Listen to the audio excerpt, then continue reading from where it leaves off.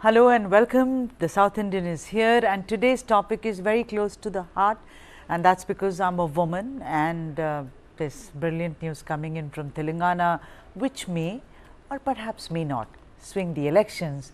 This time, the state, as you well know, is going to polls on 30th of November. You know, it's very well known, and it's a theory in psephology that whenever women come out in large numbers to vote in any election, the sway is palpable. I'm very careful. I said the sway is palpable, whether it's on the positive side or negative side, you can never say. It can actually work both ways, right? Depends whose side you are on. According to the Election Commission of India, 3 states which are to go to elections in a few days have more women voters, and that is terrific news. And from several angles, the 3 states are Mizoram, Chhattisgarh and Telangana. I shall of course focus on Telangana, considering this is a show which is called South Indian and I am one, and the numbers look like this. The gender ratio in the electoral roll has improved from 992 female voters per 1000 male voters as on January 23 to 1000 to female voters per 1000 male voters, and in the month of October alone, which just went by, the enrollment of voters increased by more than 8.85 lakhs, which I think is huge. I mean, this is really great news. Now, if we look at the specifics, as per the final list, there are 3 crores 26 lakh 18,205 voters, and going forward, I am going to just talk about the average, because reading so many numbers really does not register, but one has to.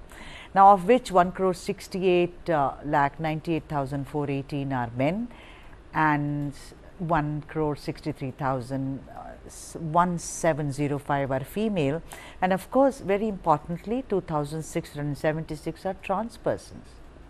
The list also includes 15,406 service electors and 2,944 overseas electors.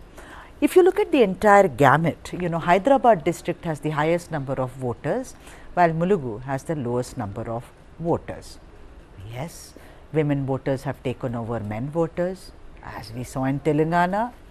Yes, we are now inching very close to 33% reservation for women in parliament. Yes, we also had a woman prime minister. Then why is it that most of Telangana political parties have been most unimpressive when it came out to giving tickets to women? And this is actually uniform across India, but we are speaking about Telangana, and therefore the ruling BRS gave only 7 tickets to women, the BJP 14 and the Congress 11. Also, even if they are given tickets, it is only because they can either be proxy for their male relatives.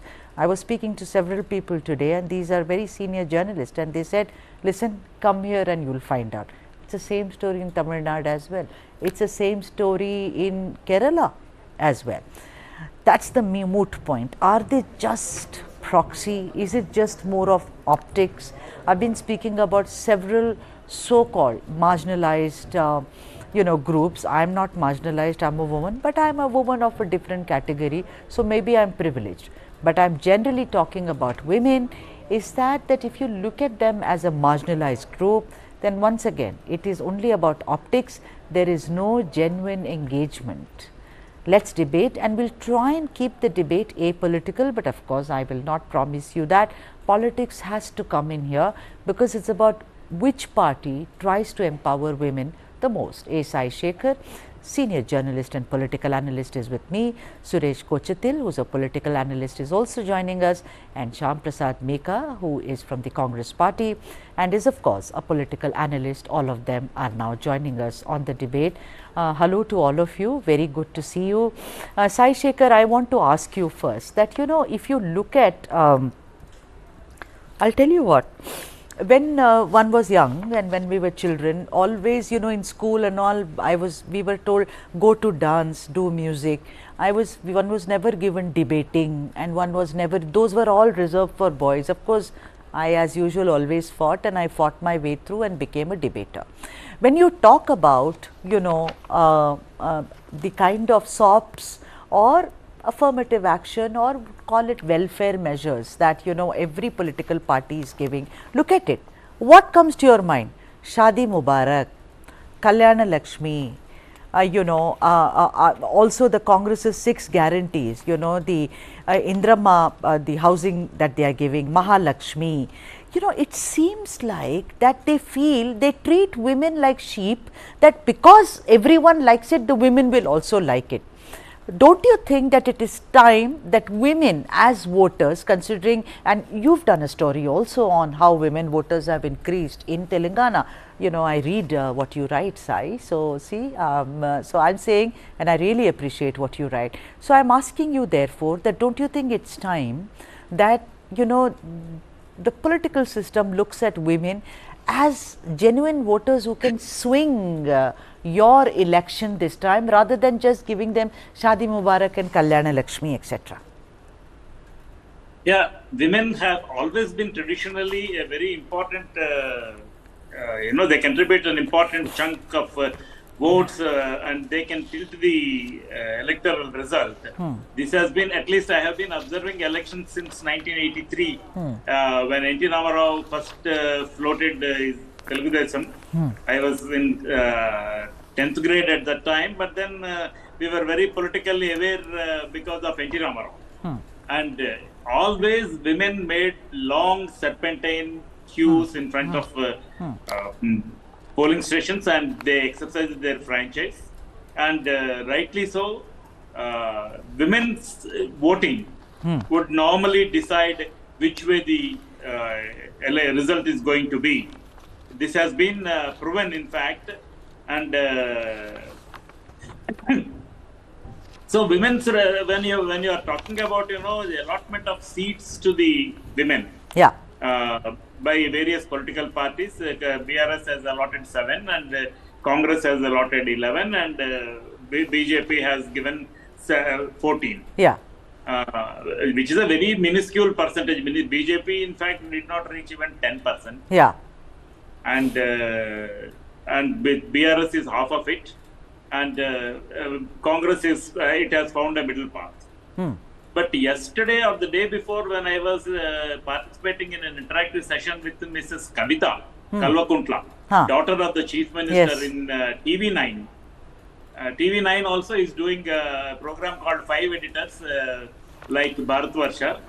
So I have participated in that, and I personally raised this question about women representation. BRS ignoring the women reservation, leave the reservation aside, number of seats, allotment of number of seats, as opposed to in YSR government, he had 6 women ministers in his cabinet. Though there is a limitation to number of cabinet ministers, he has accommodated maximum number of women. And I took that analogy and asked this question to Madam Kavita. And she said, Indian political situation itself across the board, not just in Telangana, is only factoring in winnability, and they are somehow not weighing the option of promoting a woman to the elected positions. This is a dichotomy, and that is why several political parties have been fighting for exclusive women's reservation, and finally the bill has been passed in the Lok Sabha recently, though it has been counted off the efforts to have it introduced long ago have counted off for a variety of reasons, which most of the analysts and most of our audience also know, and you of course very well are aware, being in Delhi.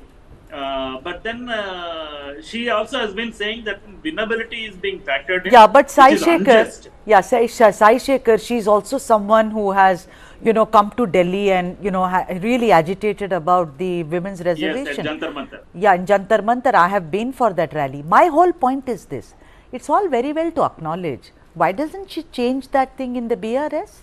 After all, she is the Chief Minister's daughter. I have asked this question, Kavita, Sudha, I have asked this question. Why could she not influence KCR? And what it takes to influence KCR to allot the maximum number of tickets to women? So, in this process of, allotting tickets to the legislative bodies, some transformation, actually not transformation, metamorphosis has to occur. And for that reason, we are going with the flow across the nation, whatever is going on. we are just following suit, and we are not deviating from that. But she hoped that she would be able to get maximum number of women. Yeah, let's wait and see, because even women ministers, if you look at it, I mean, we all know Sabita Indra, she's there in the party, but apart from that, also there is a welfare minister. Is another minister, Rathod. Mrs. Satyavati Rathod. Rathod is there, yes, for tribal affairs. I know these two. Apart from that, there is no one, but the power is still in the men's hand. When you talk about BRS, you're talking about Harish Rao, you're talking about KTR Garu, KCR Garu, it will not change. Even Kavita, I don't think is given the same, has the same gravitas. Shyam Prasad Meka, let me come to you. In your manifesto, you were first. Before the manifesto, Shyam Prasad Meka, you came up with the 6 guarantees. Even in that, you look at it, Ma Lakshmi, Indrama, Inlo, Graha Jyoti, etc., etc.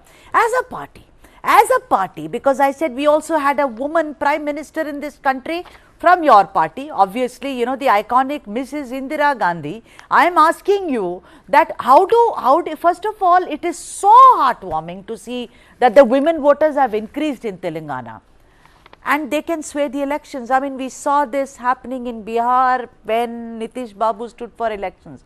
We saw this happening when Akhilesh stood for elections, and Akhilesh said कि मैंने cycle दिया उन लोगों को, उन्होंने मेरे लिए vote किया. I think it was 2012 if I am not wrong. But I am asking you, what do you expect of the women of Telangana? Because their status remains the same. So why is it that only women centric things are given to them? Because let me tell you, analysts and psephologists have said women don't vote the same way as men do. Caste doesn't matter to them. Yes, there can be duress. My husband could be beating me, you vote for this party. But mostly when women go and vote, they vote because they think through their head as to what is for the general good.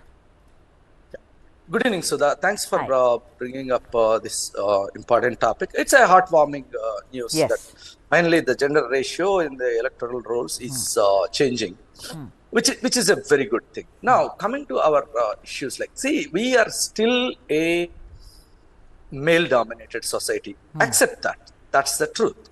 Because whatever we are doing for women, it is done in such a patronizing way, as if women need some sort of a protection or empowerment. No, don't tamper with them. Just let them be. Let them be. They are as good as anybody. Then why do these guys think they need some help or this patronizing attitude? Make them Devi Devatas, make them lordly banas, make them what is all this nonsense? This is basically, when I see such things, I immediately get a reminder that hey, this is still a male world, right? So I think that change needs to come, and that should come from the leaders, because we in politics, we claim ourselves to be the leaders, and we should not get away from it. Right. Just like as Sai Shekhar was telling, just like Kavita did. No, we are accountable. We need to do. Who else will do? Yeah. Now, coming to tickets, not only the tickets, the simple question is, how many of these parties can say their district general secretaries, how many of them are women? Where are you actually including them in the system? You are not. Then at the time of tickets, you only get a few proxies. Other than that, where are the women? See, there is actually statutory mandate as far as local government is concerned. What is happening there? Why can't we fix the system there? Why can't we avoid these proxy as women representatives? Yeah, because because you said the answer is in the question you raised, Shyam Prasad Meka, where you said it's still male dominated, and more than society, it's politics, and therefore you can't possibly say don't be a proxy for your father, brother, son, husband, just do what you have to. But because the numbers look so good, there must have been some kind of an empowerment. That empowerment has to reflect itself, but it's not reflecting itself in trying to say, okay, 20% seats I will give to women. Neither has your party done it. I mean, nor has BJP done it, and nor has the BRS done it. Let me come back to you. Suresh Kochatil, let me come to you. According to some analysts, and I think they are saying that the women of Telangana are during this election, there are some areas where the problems have come to the fore. Kodangal, for instance, you know, where you see that, you know, the alcohol is creating massive problems and the women are struggling day in and day out. You know, if you talk about, you know, the NCRB statistics, the crimes against women, especially domestic violence, Telangana ranks very, very high when it comes to this. You talk about Dubak, you know, 70% of that is 1 lakh voters are women. They are all struggling because the entire handloom weaving industry does not work. The BD workers, they say they have to struggle day in and day out. And you know what's the worst thing? Maybe it's a pan-Indian story, Suresh. There is no one to take cognizance of their problems. So if you look at women by and large, I mean, it's all very well to say what we say, that the numbers have increased, but the thing is their dignity has depleted. Would you agree? Yes, I agree. I mean, I come from a state, okay, I was only born there, but I grew up in Hyderabad. But Kerala is a classic example of it. My second name, Kochatil, gives it all away. It's my mother's house name. We follow the matrilineal system in the Nayar Menon community. Now, when a woman is educated, they always say, you know, educate a girl and you educate a village. And I'm surprised that in this particular electoral roll revision, we see a rise not just in Telangana. Same thing has happened in Andhra. I was just going through the data. Mizoram. Same thing has happened in Chhattisgarh. It's happened in Madurai, Coimbatore, places which are not going for elections now at all, but there's been a revision last month. Right. Everywhere, the number of women voters have risen. In fact, I was doing a deep dive last week into an election analysis on a news debate. And I found that even in Adilabad district, which has a maximum number of scheduled tribe constituencies, Adivasis and Lambadas, there has been a rise in women electors registering. Now, look at this thing. Traditionally, these were places, the tandas, where women, the girl children were killed as soon as they were born. Now, how do we see a rise in the population? This means it happened in the last 2 decades, because when a 2-year-old kid cannot be registered as an electorate. Obviously, this has happened in the last few years. But when I look at it, the data that you look at from the point of view of many elections, you look at the number of young voters, 18 to 19 years old, 10 lakhs added on, okay? Now there's a big difference. Number of male voters are 5 lakh 70 and the number of women voters are only 4 lakh 29, which means there are lesser number of women registering and at the 18 to 19 years age group. Now there must be many reasons for it, but the way I'm looking at it is possibly the older women, the women who are in the 20s, who missed out registering last time. There have been a substantial amount of election campaigning in terms of trying to get voters registered this time. A lot of political parties have taken the initiative. That is possibly paying off. Because in the overall scenario, when you look at it, when you look at the national register, when you look at the women's population, we still find in many places, especially in Haryana, and you find it in extent in Punjab. Yeah, I get the point, Suresh, that it's a good thing, but the thing is that it does not come to fruition in any fashion. Everything seems to be on a status quo mode. I mean, what is there? Like I said, first of all, look at the tickets. The tickets which are given ki okay, also ran consolation prize, you know, it's like that. Number 2 is that how much of a political kind of capital do they have? Which party in Telangana, tell me, which says, I leave it to this woman minister to do what she needs to do? I mean, I haven't seen any, neither in Tamil Nadu. Yeah, Kanimuri, that's because she's Stalin's sister. Apart from that, I don't see it happening anywhere. I mean, it's the same situation everywhere. So, you know, this is a good piece of news. I was telling my colleague, Shampa, she said, ma'am, great news. I said, yeah, great news, but that's all. Nothing is going to come out of it. I am being a cynic, but then that is how I look at it. Let me come back to you. Sai Shekhar, I want to bring you in. Sai Shekhar, the one thing they are saying that the women of Telangana are extremely angry is, and with a party like that BRS, is because of dynastic politics. Women by nature do not like this, you know, family thing which Suresh just spoke about. Kerala is a beautiful system, but all of us are still in the rut of male domination. Apparently, this entire thing about, you know, the next kith and kin taking over in case KCR Garu decides to retire, that is KTR and Kavita. It is never Kavita and KTR. It's KTR and Kavita. Do you think that that's the chronology in which they were born? Maybe I have an older brother, but it's also Sudha and him, not him and me. So I am telling you, the thing is that, the point is that, you know, do you think that's going to be a major issue? Do you think that is going to impact, you know, how women are going to vote for the ruling BRS? No, Sudha, no. I completely agree with Mrs. Kavita's standpoint, which she explained to me yesterday. In your intro itself, you have very clearly said India had the most powerful woman as the Prime Minister for 17 years. And she was controlling the world, in fact, world politics. She was a global statesperson. And also, Congress party has had the longest serving woman president in Sonia Gandhi. They did not think of this. They were the, they were the rulers for a long time. Under Sonia Gandhi, a government ran for 10 years. And under Indira Gandhi, the government ran for 17 years. Out of 75 years, more than 25% of the period was run by women. All right. But then they also did not consider this, how important it is to give representation to the 50% of the world, that is those who are 50% of the population, or now it is more as per the electoral rolls. So the charity should have begun at home there. It did not happen. And everyone is following suit. We can't blame the subsequent governments for this. But not that, you know, they should not do it, but then they could not do it. I only hope that at least from 2029, the whole thing will change. Even in 2024, the upcoming elections, I only hope Congress, BJP, YSR Congress, and other political parties which are, even in Mamata Banerjee's government. Mamata Banerjee is the third-time chief minister. What is the representation of women in West Bengal?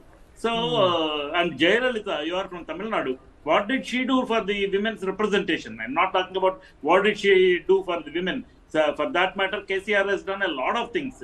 But then, you know, they are all women programs.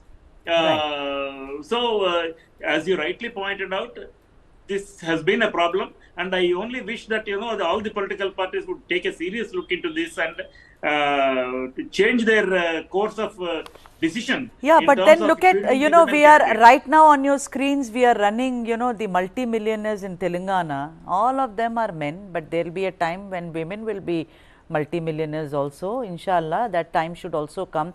Shyam Prasad Meka, how do you think women are going to, because the numbers have increased? Do you think, although the numbers have increased, do you think they can actually change the course of election this time around in Telangana, Shyam Prasad? Yes, Sudha. So I'm not so pessimistic, but at the same time, I'm dissatisfied also. See, women have their independent minds. That's why they are very, very important constituency in terms of changing the elections. They won't be vocal like men. They won't come out and choose their sides, because that is not what the society has allowed them, right? But silently they'll vote rational. So I think having more number of women is not about women empowerment. Only good news there is, oh yeah, at least they are not killing away girl child. Yes. Right? That's at least some good point. Now, second, sometimes when we unknowingly, you know, when we are talking, this is the typical male speak. How? As soon as you speak about women, I will tell you, wow, what is Indira Gandhi did, what did Jayalalitha do, what did Sonia Gandhi do? They couldn't do anything for women, no? That means it's their own, only their responsibility. Huh? You speak about some Dalit issue, they'll bring out some Dalit leader. What did he do? He didn't do. That is the typical male speak. The people who have advantage in the current imbalance, they will come up with so many such arguments. Let's not fall into that. It's not Jayalalitha's problem. It's also Karunanidhi's problem also, right? It's for everybody. It's about society. See, because Jayalalitha and Indira Gandhi's were holding on to their reins in a male world. They don't have much time to further camper their parties. Right. Okay. Very well put. Suresh, I want to come to you and put this in the political perspective. Do you think just because the numbers have increased, much like what happened in Bihar, which I gave you an example of. You must know, of course, you are a very close watcher of Indian politics, but do you think that's going to change? Will the winds of change blow in Telangana because the number of women have grown? Or you think? Well, one of the main problems, Sudha, when it comes to women in Telangana, I think the same story everywhere is a liquor problem. Now, the government, in its rush to get more revenue, has increased the number of shops. The logic being that if you control the number of shops, there will be spurious liquor going around, and people will die in liquor tragedies. So you have the belt shops which went, but now you have every 100 meters you have a liquor shop. Now, ask any woman; she will tell you that if my husband earns 1,000 rupees a day as a laborer, he goes, picks up a water bottle at 200, 250, 300, drinks like a fish, comes back home, and of course, crashes out. Now, imagine the saving that could happen. Of course, nobody can prevent a human being from drinking if that is a habit. But as a government, what is your responsibility? I'm not saying prohibition is the story, because Telangana has swung two ways, because we saw prohibition during N.T. Ramarao's time, and we saw people going in buses all the way to Bidar just to drink. Okay, now as a women's empowerment, when you talk about what is it that she's looking for, one, she's looking for an income, not a pension. Okay, 1,000 rupees, 2,000 rupees, that's a handout. Yes. You're not teaching a man how to fish, you're giving him a fish. Yeah. Okay. So how do you empower a woman? I think a classic example would be to many self-help groups of women who are there. Kudumbashree in Kerala is a classic example, even though I hate the politics in it. It's a completely communist-dominated political outfit. But it's a classic example where they do everything from women's cooperative in a small village, with 10 to 20 women gathering together, taking a loan of a couple of lakhs, starting a spices powder thing, or doing the garbage collecting, various things like that. What happens is that a woman doesn't need to stretch her hand out in front of her husband to ask for the money. Right. They're earning them something for themselves. I think that is what we need. Women's empowerment is about not giving loan, not giving handouts or things like that, but empowering them to take up some profession. I mean, not everybody is cut out to be an IT professional, or not everybody will get a government job. So how do you ensure that women become independent? And they're not asking for huge amounts of money. They're asking very, very small amounts. And now let me also go to Sai Shekhar, because I've completely running out of time. Let me ask Sai Shekhar. Sai Shekhar, one of the reasons for the Congress party having won elections in Karnataka was because of the guarantees, and a lot of them, they went and spoke about it, like free bus rides to women, or also Graha Lakshmi, Graha Jyoti, etc., etc. Do you think the Congress party has an advantage? Because at the end of it, if your husband is drinking 24/7, and if you're a BD worker and you do not have, you're buried in loans, you know, such kind of, you may call it handouts, but then it's a help. Let me tell you, it's a great help. Do you think Congress has an advantage there this time around, Sai Shekhar? Before getting on to replying to your question, I want to give two counters.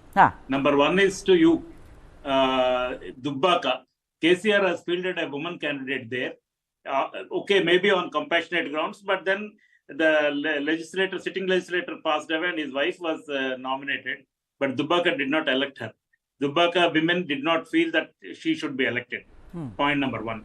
Number two, when it comes to Shyam Prasad, he said it's male speak, that what did Indira Gandhi do, what did Jayalalitha do? Because Indira Gandhi has been a predecessor to all the Hallabalu that is happening. Indira Gandhi had a responsibility. She was also the daughter of the Prime Minister, Mr. Pandit Jawaharlal Nehru. So she could have, she also participated in the freedom movement. So she would have, she should have played a role in getting the women empowered. I've completely run out of time. Quickly, I think coming to your question, I don't think, because you know, women, for example, you take the free bus ride. They completely understood that they are being taken for a ride in Karnataka already. All right. And and that is not going to help the Congress party in Telangana, because KCR has done sizable number of programs. All right. You know, I'm so sorry, but I've completely run out of time. I have an interview coming up, but thanks so much to all of you. Suresh, thanks very much. Shyam Prasad Meka and Sai Shekhar, as usual, thank you very much for joining me on the debate with the great news that women voters have increased. And now, a little while ago, I spoke to somebody who spent a long time in Telangana politics. His name is Vivek Venkateswamy. He was with the BJP and has now joined the Congress. This is his voice as to why he's come to the Congress. Listen in.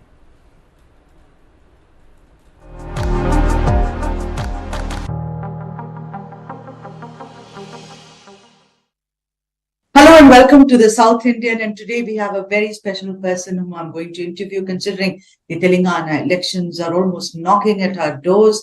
I'm joined by Vivek Venkateswamy, known also as G. Vivek by a lot of people, but he's very famous for being the richest MLA who's going to polls this year. He was, of course, with the BJP and recently has joined the Congress. So let's talk to him straight away. Vivek Venkateswamy, thank you so much for speaking with News9 Live. I have a question to you, is that, you've been with the TRS and you were in the Telangana movement. Then, of course, later you decided that you should come to the BJP. Now you're back to the Congress. And although you've really not spoken very clearly about it, but you said that there were lots of problems within the Bharatiya Janata Party. For the benefit of the viewers, what do you think was really the problem? Was it the Banti Sajay, Kishan Reddy kind of a conflict which was going on? Was it the outsiders versus insiders problem, which has become perennial there? What exactly made you switch to the Congress party? Actually, what happened was, I'm originally from the Congress party. And because of the TRS movement, I went to the TRS party so that to achieve Telangana. That was the main reason for switching parties at that point of time. Later on, I wanted to, the way KCR was performing and behaving, the objective of achieving Telangana was missing in the performance of the KCR government. So then and then in 2019 elections, he denied me a ticket for the parliament seat, right, which he had promised. So and then I tried to get the Congress ticket, but somehow due to inner group politics, I couldn't get the ticket. So I needed a platform to fight against KCR. And I thought the best platform at that point of time was the Bharatiya Janata Party. But then they apparently, that's what, I'm sorry to interject, but Vivek Garu, that's what they're saying. That's what reports are saying, that because your son was denied Chennur and also it was very iffy about Peddapalli. That's why you decided time to go back home, almost like Ghar Vapsi. No. I think they will say whatever they would like to say. But what happened was, when I joined BJP, I was clearly assured that it would be a fight against KCR. The objective was to bring down the KCR government. And that is how we fought relentlessly for last 4 years to create an anti-KCR feeling. And we did it. We were successful. BJP was the alternate party to TRS by winning the Dubak GHMC elections. Yeah. So what and changed? Then the Huzurabad. So after that, somehow the willingness to fight KCR was down due to various reasons. It's for the BJP High Command to know why they lost that willingness. You've also gone on record, and correct me if I'm wrong. You said so far as the central leadership is concerned, you said, Vivek Garu, I have no problems. But it is just the local leaders. So whom were you actually insinuating that you had a problem with Bandi, you had a problem with Kishan Reddy, you had a problem with Itala? Who exactly do you had a problem with? Actually, I was the guy who brought in most of the leaders into the BJP at that point of time. And the way after the Huzurabad elections, we had a good opportunity in Munugod to win. But some of the group leaders, they somehow throttled that idea. They were part of the approach of seeing that BJP did not win Munugod. So I was very disappointed because it was not a victory for TRS. It was a defeat for BJP. Right. Because within the BJP, some of the leaders, for their selfish interest, they didn't make... Like who? Now you can name them. You are in the Congress. Now it's below the belt, but there is one person who came into the party. We brought him into the party. We made him win the MLA election. But he became too selfish because he thought that you are pointing fingers at Itala Rajendra. it is very, very clear that you brought him into the party. Maybe that's the truth. So you said but that he was the person. Yeah, right. So, he became too selfish. But what about your son? And he wanted you were trying to get a ticket for your son from Chennur, sir, and also your brother has already got a ticket. No, Mrs. Sudha, you are diverting the discussion. Because my son was nowhere in the scene. We never sought a ticket for my son. This is just an afterthought for some of the leaders to malign me. My son was never interested in contesting from Chennai. And I was also not interested in contesting from Chennai.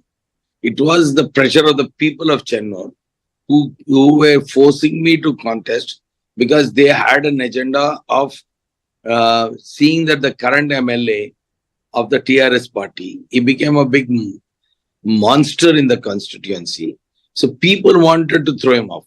So they thought they needed a tough candidate who can give him a fight. So I was forced to enter into the fray. And actually in the initial stages, I did mention to the BJP that I'm not interested in contesting for MLA. I'm contesting only for the parliament. Right. So to say that I was denied it, my son was denied. My son was nowhere in the scene. Okay, tell me and I totally respect. 1 minute. Let me finish this. I changed the parties only because my whole objective of joining BJP was to hit KCR. And the way the politics were going on, I felt that the willingness to hit KCR was going down. So it looked like as if ultimately we will be working for KCR by being in BJP. Yeah, so that's what pretty much the Congress is saying, that the BJP is the B team of the BRS or vice versa. They're all talking about a hung, assembly. They're talking about them stitching up an alliance post-elections. But Vivekaru, I want to ask you something. Itala Rajendra also came to the BJP with the purpose of defeating KCR Garu. And he's going to prove it in Gajwel. You see, the thing is that Itala Rajendra said his arrogance, I will bring it down. So somewhere, don't you think the BJP is still very, very focused on that aspect of showing KCR the door, as it were? I have my own doubts.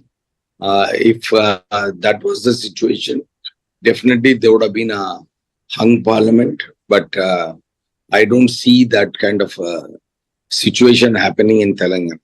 Please understand, I did mention to Mr. Nadda when we met him, sir, the perception amongst the people is both BJP and BRS are together. And if BJP doesn't fight BRS properly, it will be a cakewalk win for the Congress. Because people in Telangana want an alternative to KCR. They are fed up with the corruption. They are fed up with the family rule of KCR. And they want to change. They don't want a hung parliament. So if BJP doesn't give a spirited fight, it is going to be a one-sided Congress win. Right. Also but I didn't find the seriousness in BJP to take up that challenge. Yeah. So, look at Komti Reddy, Rajagopal Reddy, all of them have, joined the Congress. Now, of course, you are saying you're not interested in assembly, you're looking at the parliamentary elections. But the point is that a lot of people, experts are saying that because they were denied the due, what due was, considering that you've had a long and a very strong, illustrious career, if I may say so. So does Mr. Komti Reddy, Rajagopal Reddy's brother is also in the Congress.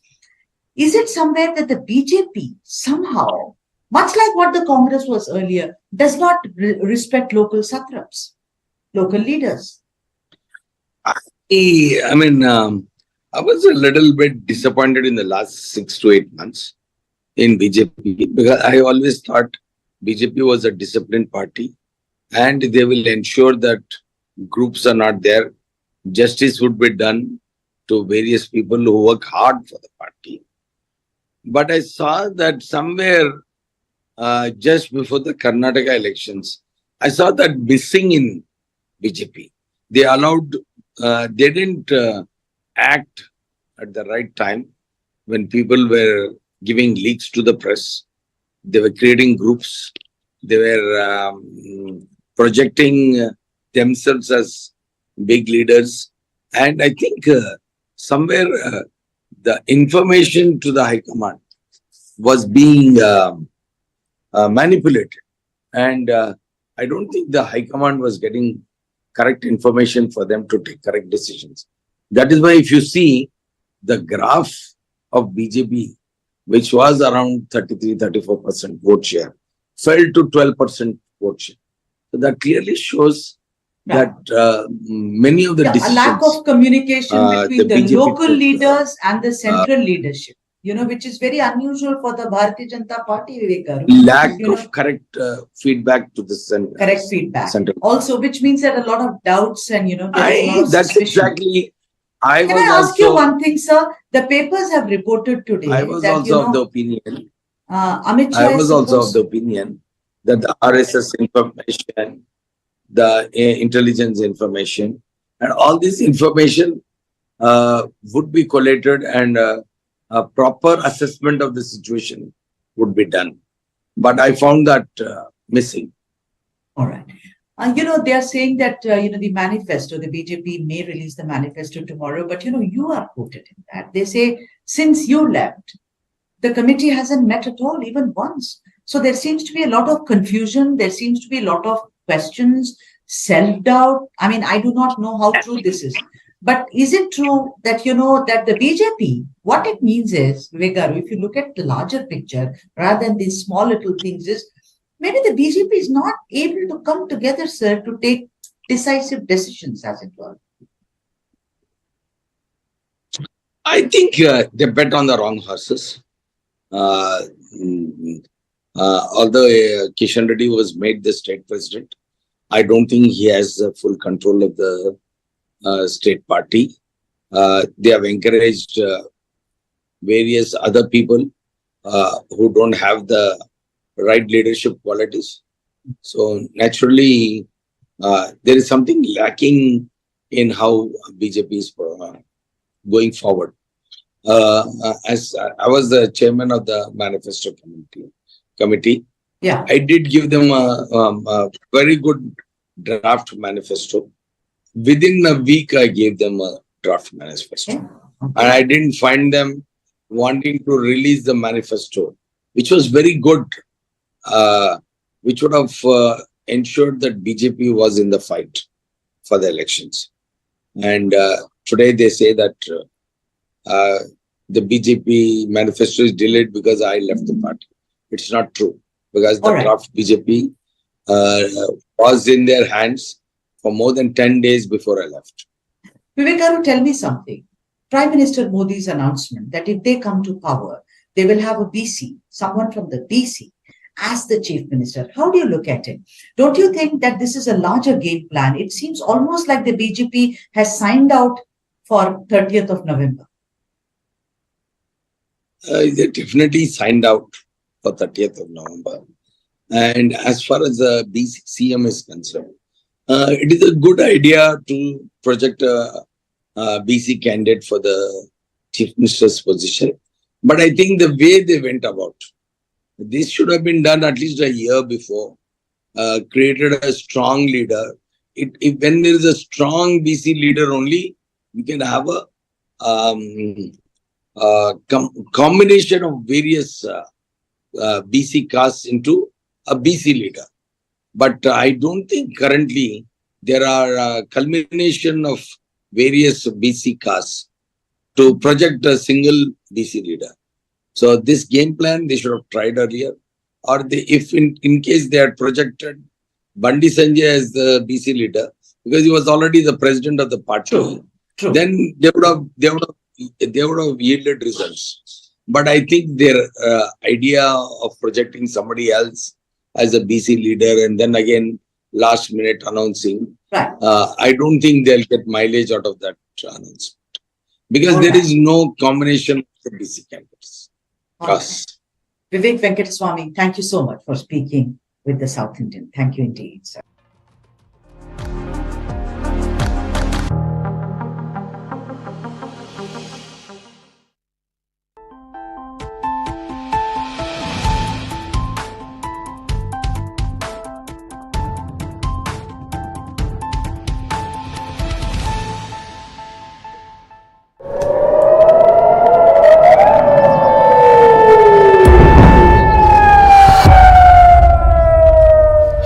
attacks Israel.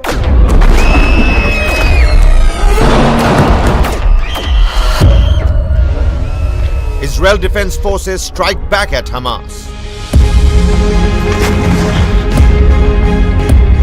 As the war unfolds, watch the comprehensive coverage of the Israel war only on News9 Plus.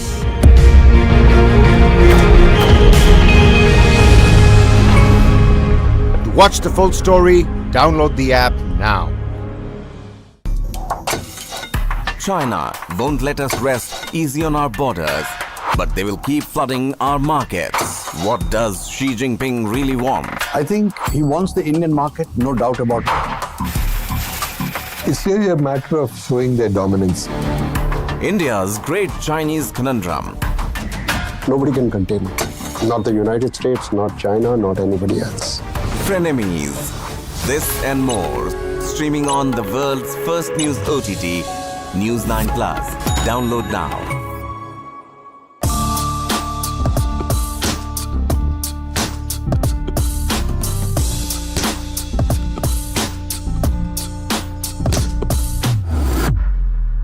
Engineering कर रहे हैं जो कि सभी लोग कर रहे हैं. Coaching is now starting from grade 3, 4, 5, 6. होता जाने वाली बीच राह में आधे टेस्ट देके हैं सिलेक्शन की चाह में. ऑल इंडिया का बच्चा कोटा जाता है. This rat race is for rats, not for humans. So why should we even be a part of it? The Rat Race. This and more streaming on world's first news OTT, News9 Plus. Download now. Hamas attacks Israel. Israel Defense Forces strike back at Hamas. As the war unfolds, watch the comprehensive coverage of the Israel war only on News9 Plus. To watch the full story, download the app now.